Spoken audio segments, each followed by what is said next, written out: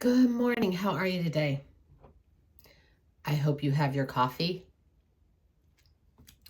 Today is Wednesday, January 14th, and how are you doing? Is everything going okay? I can tell you how I've been feeling. I have been feeling tired and chubby. I love our book, Starved. I will read a little excerpt from that today. But I also want to talk about our kids' church lesson from Sunday, because I've talked about these before, that every time I do them, they're for me. It's always a lesson for me in the simple things that I teach the children. I gain so much. It doesn't even have to be real deep, but still truly talking to me and being the thing that I needed to hear. So on my desk calendar this morning, it says, I put all my expectations in you, Lord. I repent of the times I've expected other people and other things to meet my needs when I should have been looking to you.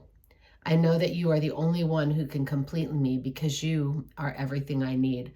All that I have, all that I ever wanted in life can be found in you. And it's funny that it's not funny. We forget that so often because we're human. And we fail and we fail and we fail and we fail, don't we? I'm so glad that we have a God who became human. He knows us. He lived it. He knows sin. He never sinned, but he was human, and he felt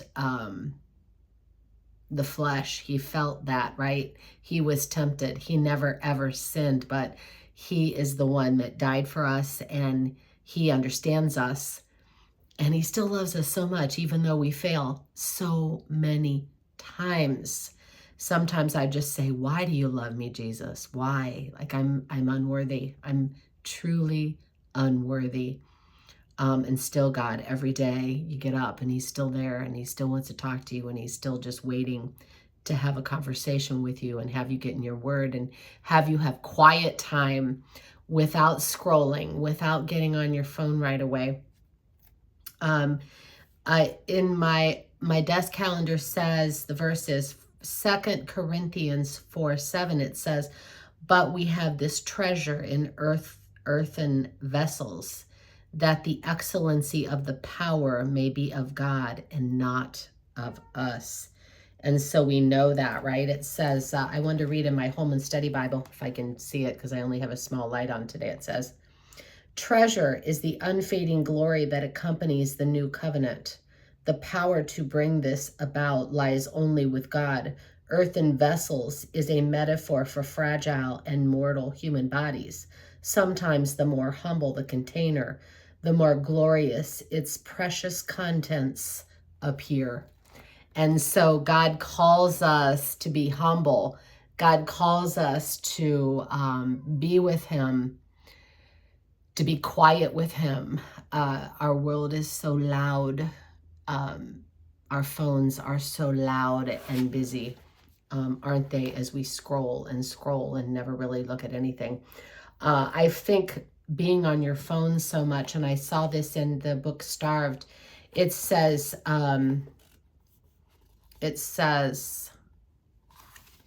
most Americans on average check their phones 344 times a day.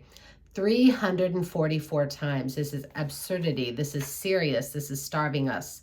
The numbers don't lie, friend. The rest of the study went on to show these statistics. 71% check their phone right after waking up. 74% feel nervous if they leave their phone at home. 35% look at or use their phone while driving. 47% are addicted to their phone by their own admission. 53% have never gone more than a full day without their phone. 48% feel panicky when their battery is low. 62% have their phone by their bed at night. 45% consider their phone their most valuable possession. She says, we have a problem, don't we? We're running to our phones to feel better about our lives, but we don't feel that much better when it's all said and done. We're so connected to our phones that we've left little room to connect to anything that matters, anything that will actually feed us and satiate us. And so we did talk about that last week, that we need to spend time with Jesus to hear him, to be in his presence. I think, I know for sure when I had my surgery and I had downtime, no working, no phone, and you're just actually at home and you're having silent times, it just felt very odd to me. I guess I've always been that person that says, come on, we can do this, and let's get this, and let's go, and let's, bam, bam, bam, and how many things can I check off my list? And so I really feel like that was a time of opening my eyes to hopefully what my future life will be someday when I get to retire, but still having goals, still having, goals for my life, goals for my husband, goals for us, but not having to be on call 24/7. Even when I sleep at night, and now I have two phones because one wasn't enough, but I put them on silent so that I'm not hearing them all night, because how can you sleep when you got people calling in sick and you got ding, ding, ding? And of course, I always hope there's no emergency, but it's a great thing to think about. Not even just our relationship with Jesus Christ is suffering, our relationship with each other. In this book, Starved, it talks about a mom. And it's funny because, I work in a doctor's office and we see children. So it's funny when you see the children running around like crazy, and here's the mom and the dad, with their phone. And their kids are running around. I did have to scold one parent one time in our IPSI office and said, you can't play tag in this clinic. That's not going to be okay. This is not your home. This is a doctor's office, and we're going to have like 120 people here today. So thank you, Mama and Daddy, for watching your children while you're here with us. And I tried not to sound like a grandma or a mother, even though I am. So we need to get off of our phones and pay attention to our relationships, pay attention to each other. My husband and I did better with this a while ago. I feel like now we're back to our phones, and I'll for sure speak of myself when I get home from work because I'm tired, but that's no excuse not to just zone and be gone and be in another place. I think interacting with each other and talking about your day and how you're feeling, and for sure, touch is a big thing in our lives, and we need that to be okay. We need that to feel better. We need that to love each other, to understand each other's stories and things.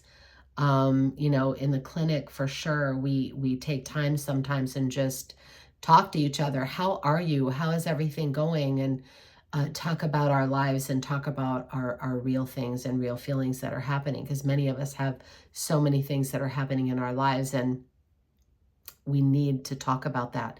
I want to talk about the leper in the Bible.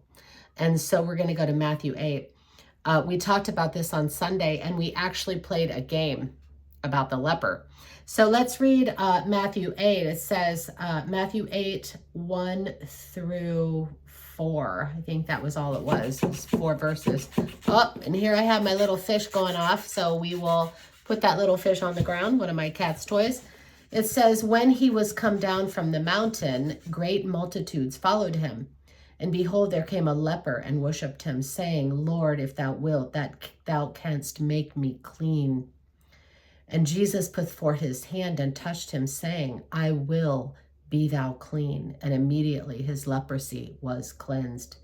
And Jesus saith unto him, See thou tell no man, but go thy way, show thyself to the priest, and offer the gift that Moses commanded for a testimony unto them.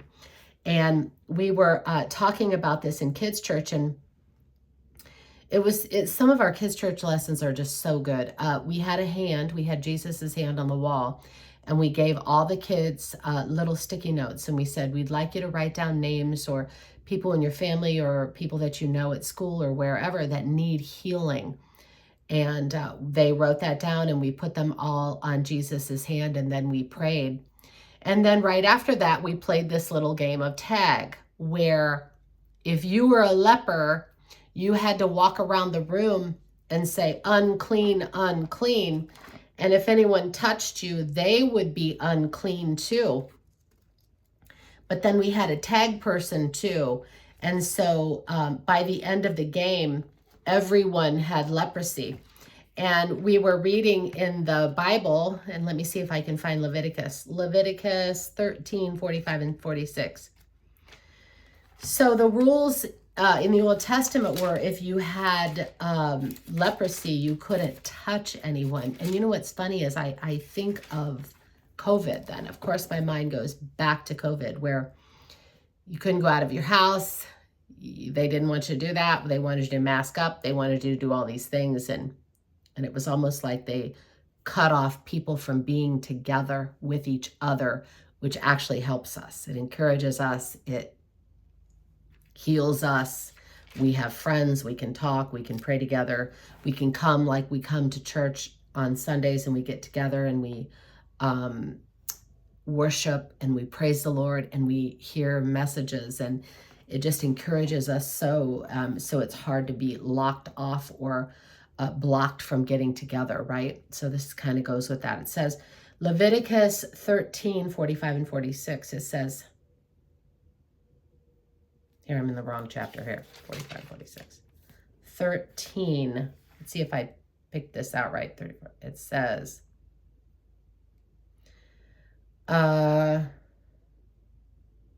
he is a leprous man, he is unclean. The priest shall pronounce him utterly unclean. His plague is in his head. And the leper in whom the plague is, his clothes shall be rent, and his head bare, and he shall put a covering upon his upper lip, and he shall cry, unclean, unclean. All the days wherein the plague shall be in him, he shall be defiled. He is unclean. He shall dwell alone without the camp, shall his habitation be. And so that game was so good. And I actually had a mom after that text me and say that their kids learned so much from that lesson, because as we think about Jesus and how he walked around the cities and trying to help people, and the people wanted him to stay with them and stay in their city, and he's like, I got a whole bunch of cities to go to. I have to leave. I have to go to this next place. I have to do my bidding while I'm here on the earth to do what my Father has sent me here for. And so he would go from town to town. But we know of the story of when the woman touched the hem of his garment, and how just touching her in that crowd of people, her touching him in that crowd of people, he knew that someone had touched him, and how her faith in Jesus made her whole, and then he healed her. So such good lessons that we have when we just study the Bible. And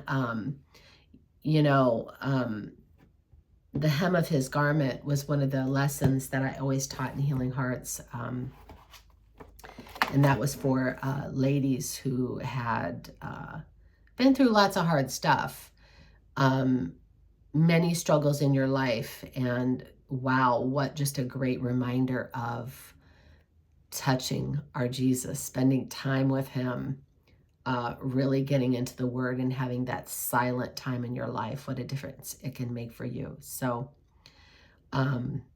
there's our challenge today. This Starved book also talks about some stuff that she cut out of her diet. I think it goes into a whole dietary thing, but just how we can take better care of ourselves and slow down a little bit, pay attention, and get off your phones. a great challenge for us in 2026, and be with each other and have real relationships, and stop starving ourselves. Great book. All right, there is your encouragement for today. I hope this helped you. I love you. Have an amazing Wednesday.